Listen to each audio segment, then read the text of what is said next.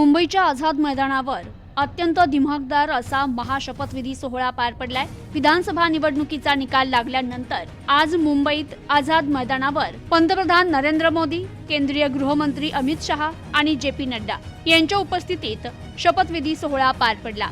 यावेळी महाराष्ट्राच्या मुख्यमंत्री पदाची देवेंद्र फडणवीस यांनी शपथ घेतली।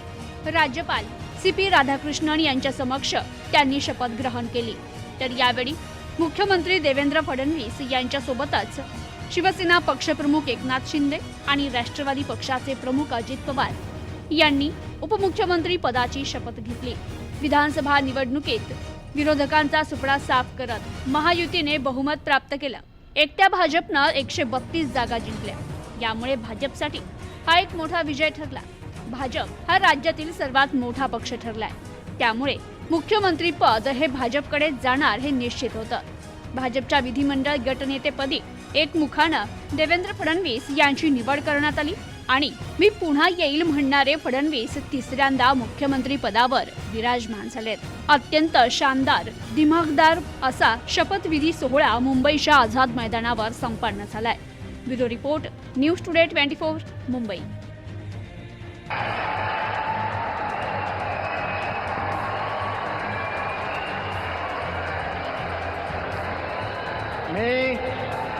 मी देवेंद्र सरिता गंगाधरराव फडणवीस ईश्वर साक्ष शपथ घेतो की कायद्याद्वारे स्थापित झाले आहे अशा भारताच्या संविधानाबद्दल मी खरी श्रद्धा व निष्ठा बाळगेन। मी भारताची सार्वभौमता व एकात्मता उन्नत राखीन। मी महाराष्ट्र राज्याचा मुख्यमंत्री म्हणून माझी कामे निष्ठापूर्वक व सत्सद विवेक बुद्धीने पार पाडेन आणि संविधान व कायदा यानुसार सर्व तऱ्हेच्या लोकांना मी निर्भयपणे व निपक्षपातीपणे तसेच कोणाच्याही विषयी ममत्व भाव किंवा आकस न बाळगता न्याय वागणूक देईन।